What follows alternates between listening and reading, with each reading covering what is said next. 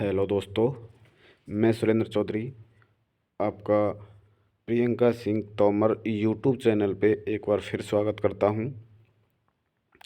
तो आज हम क्लास 7th का 8वां टॉपिक पढ़ेंगे, जिसका नाम है मानव पर्यावरण अन्योन्य क्रिया उष्णकटिबंधीय एवं उपोष्ण प्रदेश।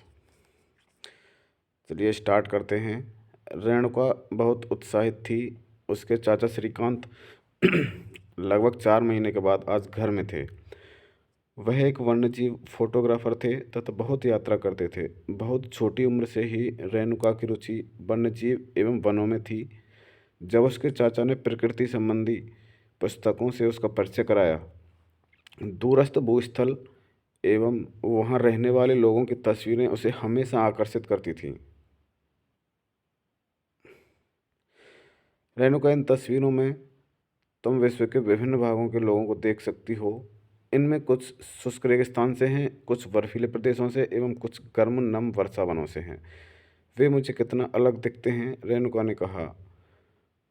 वो देखने में भले ही अलग हों, लेकिन उनके भोजन, कपड़ा एवं मकान जैसी जीवन की मूल आवश्यकताएं हमारे समान ही हैं। श्रीकांत चाचा ने कहा, उनके बच्चे भी शायद तुम्हारी ही तरह खेलते हैं, कभी झगड़ते हैं, फिर समझौता कर लेते हैं, गाते हैं, नाचते हैं एवं घरेलू कार्यों में अपने परिवार की मदद करते हैं। वे प्रकृति के करीब रहते हैं एवं जीवन की शुरुआत में ही प्रकृति की देखभाल करना सीख जाते हैं। वे मछली पकड़ना एवं वनों से सामग्री एकत्र करना सीख जाते हैं।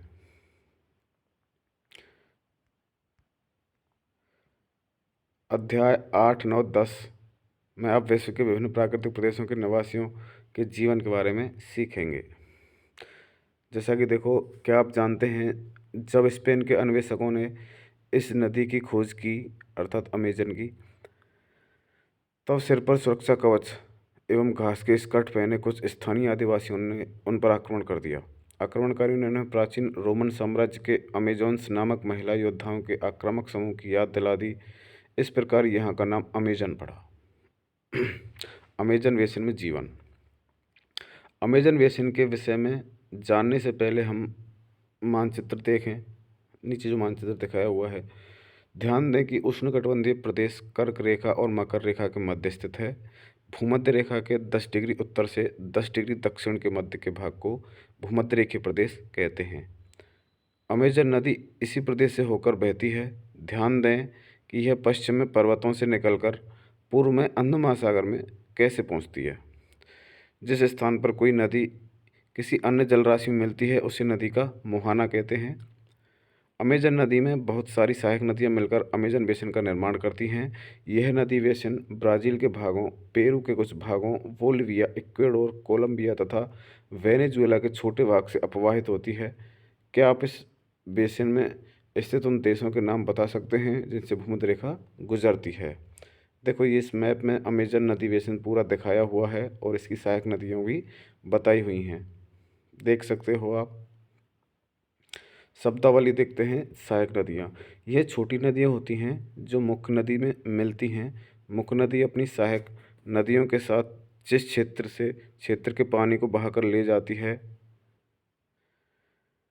वह उसका बेसिन अथवा जल संग्रहण क्षेत्र कहा जाता है। अमेजन बेसिन विश्व का सबसे बड़ा नदी बेसिन है। आगे बात करते हैं यहाँ की जलवायु की। जैसा कि अब आप जानते हैं, अमेजन बेसिन भूमध्य रेखा के आसपास फैला है और पूरे वर्ष यहाँ गर्म एवं नम जलवायु रहती है। यहाँ का मौसम दिन एवं रात दोनों ही समय लगभग समान रूप से गर्म एवं आर्द्र होता है तथा शरीर में चिपचिपाहट महसूस होती है। इस प्रदेश में लगभग प्रतिदिन वर्षा होती है और वह भी बिना किसी पूर्व चेतावनी के। दिन का तापमान उच्च एवं आर्द्रता अति उच्च होती है। रात के समय तापमान कम हो जाता है, लेकिन आर्द्रता वैसी ही बनी रहती है। फिर है वर्षावन। इन प्रदेशों में अत्यधिक वर्षा के कारण यहाँ की भूमि पर सघन वन उग जाते हैं। इन वन इतने घने होते हैं कि पत्तियों तथा शाखाओं से छत सी बन जाती है, जिसके कारण सूर्य का प्रकाश धरातल तक नहीं पहुंच पाता है। यहाँ की भूमि प्रकाश रहित एवं नम बनी रहती है। यहाँ केवल वही वनस्पति पनप सकती है जिसमें छाया में बढ़ने की क्षमता हो। परजीवी पौधों के रूप में यहाँ ऑर्किड एवं ब्रोमीलाइड पैदा होते हैं। वर्षावन में प्राणी जात की प्रचुरता होती है। टूकन, गुंजन पक्षी, रंगीन पक्षती वाले पक्षी एवं भोजन के लिए बड़ी चोंच वाले विभिन्न प्रकार के पक्षी जो भारत में पाए जाने वाले सामान्य पक्षियों से भिन्न होते हैं, यहाँ पाए जाते हैं। प्राणियों में बंदर, स्लॉथ एवं चींटी खाने वाले टैपिर भी यहाँ पाए जाते हैं। सांप एवं सरीसृप की विभिन्न प्रजातियाँ भी इन वनों में पाई जाती हैं। मगर, सांप, अजगर तथा एनाकोंडा व बोआ कुछ ऐसी ही प्रजातियाँ हैं। इसके अतिरिक्त हजारों कीड़े मकोड़े भी इस बेसिन में निवास करते हैं।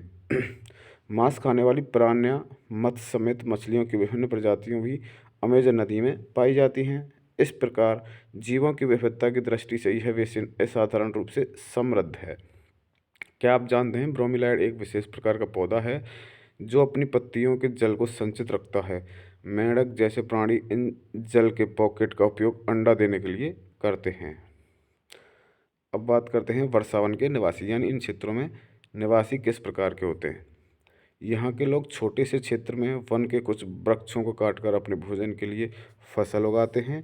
यहाँ के पुरुष शिकार करते हैं तथा नदी में मछली पकड़ते हैं, जबकि महिलाएं फसलों का ध्यान रखती हैं। वे मुख्यतः टेपियोका, अनानास एवं शकरकंद उगाते हैं। क्योंकि मछली या शिकार मिलना अनिश्चित होता है, ऐसे में महिला ही अपनी उगाई साग सब्जियों से अपने परिवार का भरण पोषण करती हैं। वे कर्तन एवं दहन कृषि पद्धति का प्रयोग करते हैं, जिसे हम क्या कहते हैं, स्थानांतरित कृषि। इनका मुख्य आहार मेनियोक है, जिसे कसावा भी कहते हैं, तथा यह आलू की तरह जमीन के अंदर पैदा होता है। ये चींटियों की रानी एवं अंडकोश भी खाते हैं। काफ़ी, मक्का एवं कोको जैसे नकदी फसल भी यहाँ उगाई जाती हैं। वर्षावन अत्यधिक मात्रा में घरों के लिए लकड़ी प्रदान करते हैं। कुछ परिवार मधुमक्खी के छत्ते के आकार वाले छप्पर के घरों में रहते हैं, जबकि कुछ लोग मलोका कहे जाने वाले बड़े अपार्टमेंट जैसे घरों में रहते हैं, जिनकी छत तीव्र ढलान वाली होती है। अमेजन बेसिन के लोगों का जीवन धीरे धीरे बदल रहा है। पुराने समय में वन के अंदर पहुंचने के लिए नदी मार्ग ही एकमात्र उपाय था। 1970 में ट्रांस अमेजन महामार्ग बनने से वर्षावन के सभी भागों तक पहुंचना संभव हो गया। अनेक स्थानों पर पहुंचने के लिए हवाई जहाज़ों तथा हेलीकॉप्टरों का उपयोग किया जाता है। इस प्रक्रिया के फलस्वरूप वहां की मूल आबादी को उस क्षेत्र से बाहर निकालकर नए क्षेत्र में बसना पड़ा, जहां वे अपने पौराणिक तरीके से खेती करते रहे हैं। विकास की गतिविधियों के कारण जैविक विविधता वाले वर्षावन धीरे धीरे नष्ट हो रहे हैं। ऐसा अनुमान है कि प्रतिवर्ष अमेजन बेसिन के वर्षावन का बड़ा भाग लुप्त हो जा रहा है। आप देख सकते हैं कि वर्षावन के लुप्त होने से व्यापक प्रभाव होता है। वर्षा के कारण मिट्टी की ऊपरी परत बह जाती है एवं सघन वन बंजर भूमि में बदल जाता है, जैसा कि ये देखो इस चित्र में दिखाया हुआ है। क्या आप जानते हैं कर्तन एवं दहन की पद्धति में किसान पहले वृक्षों एवं झाड़ियों को काटकर भूमि साफ करते हैं, फिर उनको जलाया जाता है, जिससे पोषक तत्व मिट्टी में मिल जाते हैं। इस साफ भूमि पर कुछ वर्षों तक फसल पैदा की जाती है। जमीन के इस टुकड़े के बार बार प्रयोग से मिट्टी में पोषक तत्वों का अभाव हो जाता है, इसलिए इस टुकड़े को छोड़ दिया जाता है। इसके बाद फसल उगाने के लिए किसी दूसरे स्थान को साफ किया जाता है। इस बीच पुराने खेतों में छोटे छोटे वृक्ष उगाते हैं। इस प्रकार मिट्टी पुनः उपजाऊ बन जाती है। तब लोग इस भूमि के टुकड़े को पुनः जोत सकते हैं। बात करते हैं गंगा ब्रह्मपुत्र बेसिन में जीवन। गंगा तथा ब्रह्मपुत्र की सहायक नदियां मिलकर भारतीय उपमहाद्वीप में गंगा ब्रह्मपुत्र बेसिन का निर्माण करती हैं। यह बेसिन उपोष्ण में 10 डिग्री उत्तर से 30 डिग्री उत्तर अक्षांश के मध्य स्थित है। घाघरा, सोन, चंबल, गंडक, कोसी जैसी गंगा की सहायक नदियां एवं ब्रह्मपुत्र की सहायक नदियां इसमें अपवाहित होती हैं। एटलस की सहायता से ब्रह्मपुत्र की कुछ सहायक नदियों के नाम ढूंढें। गंगा एवं ब्रह्मपुत्र के मैदान, पर्वत एवं हिमालय के गिरपथ तथा सुंदरवन डेल्टा। ये देखो दोनों नदियों का मैदान दिया हुआ है। ये गंगा नदी है और ये ब्रह्मपुत्र नदी है, दोनों मिलके बंगाल की खाड़ी में गिरती हैं। इस बेसिन की मुख्य विशेषता है मैदानी क्षेत्र में अनेक चाप झील पाई जाती हैं। यहाँ की जलवायु मुख्यतः मानसूनी है। मानसून में मध्य जून से मध्य सितंबर के बीच वर्षा होती है। ग्रीष्म ऋतु में गर्मी एवं शीत ऋतु में ठंड होती है। भारत का मानचित्र देखिए, उन राज्यों के नाम बताइए जहां गंगा ब्रह्मपुत्र बेसिन स्थित है। बेसिन क्षेत्र में विभिन्न प्रकार की स्थलाकृति हैं। जनसंख्या के वितरण में पर्यावरण की प्रमुख भूमिका होती है। तीव्र ढाल वाले पर्वतीय क्षेत्र बेसिन के लिए प्रतिकूल हैं। अतः गंगा ब्रह्मपुत्र बेसिन के पर्वतीय क्षेत्र में कम लोग रहते हैं। मानव प्रवास के लिए मैदानी क्षेत्र सबसे उपयुक्त है। अतः यहाँ जनसंख्या घनत्व अधिक है। यहाँ की मिट्टी उपजाऊ है। जिन स्थानों पर फसल उगाने के लिए समतल भूमि उपलब्ध है, वहाँ के लोगों का मुख्य व्यवसाय कृषि है। धान यहाँ की मुख्य फसल है। क्योंकि धान की खेती के लिए पर्याप्त जल की आवश्यकता होती है, यह उसी क्षेत्र में उगाया जाता है जहाँ अधिक वर्षा होती है। यहाँ उगाई जाने वाली अन्य फसलें गेहूँ, मक्का, ज्वार, चना एवं बाजरा हैं। गन्ना एवं जूट जैसी नकदी फसलें भी उगाई जाती हैं। मैदान के कुछ क्षेत्रों में केले के बागान भी देखे जाते हैं। पश्चिम बंगाल एवं असम में चाय के बागान मिलते हैं। बिहार एवं असम के कुछ भागों में सिल्क के कीड़ों का संवर्धन कर सिल्क का उत्पादन किया जाता है। मंद ढाल वाले प्रदेशों मंद ढाल वाले पर्वतों एवं पहाड़ियों पर वेदिकाओं में फसलें उगाई जाती हैं। विभिन्न भूआकृतियों के अनुसार वनस्पति में भी विभिन्नता पाई जाती है। गंगा ब्रह्मपुत्र के मैदानों में सागवान, साखू एवं पीपल के साथ उष्णकटिबंधीय पर्णपाती पेड़ भी पाए जाते हैं। ब्रह्मपुत्र के मैदानी क्षेत्रों में घने बांस के घने झुरमुट पाए जाते हैं। डेल्टा क्षेत्र मैंग्रोव वन में से घिरा है। उत्तराखंड, सिक्किम एवं अरुणाचल प्रदेश की ठंडी जलवायु एवं तीव्र ढाल वाले भागों में चीड़, देवदार एवं फर जैसे शंकुधारी पेड़ पाए जाते हैं। शब्दावली की बात करें, जनसंख्या घनत्व का अर्थ है एक वर्ग किलोमीटर क्षेत्र में रहने वाले लोगों की संख्या। उदाहरणतः उत्तराखंड का जनसंख्या घनत्व 189 है, जबकि पश्चिम बंगाल का 1029 तथा बिहार का 1102।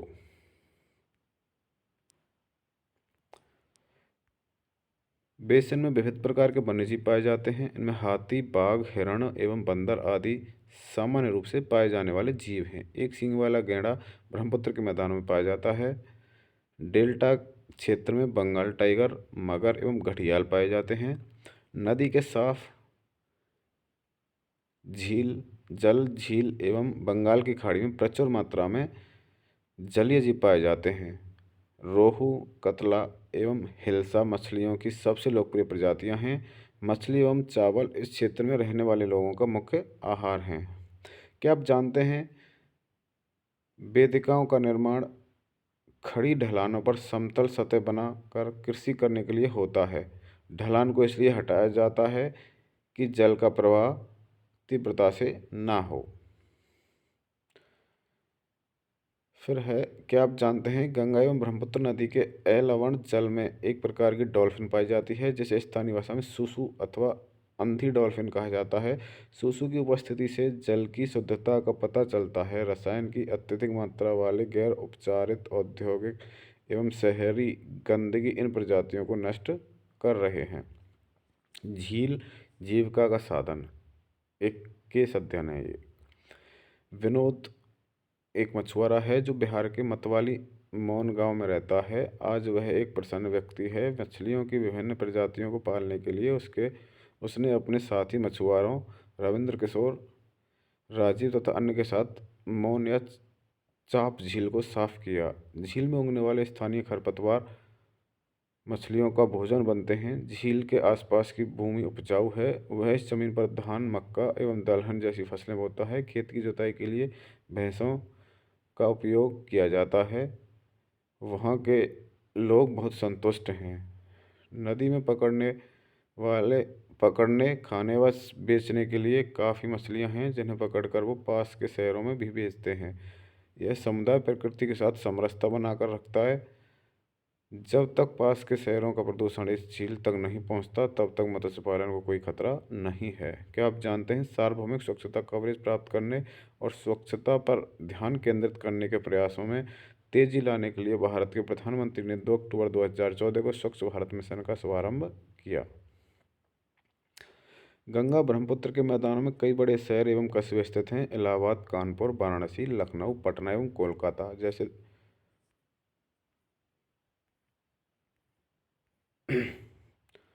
कोलकाता जैसे 10 लाख से अधिक आबादी वाले शहर गंगा नदी के तट पर स्थित हैं।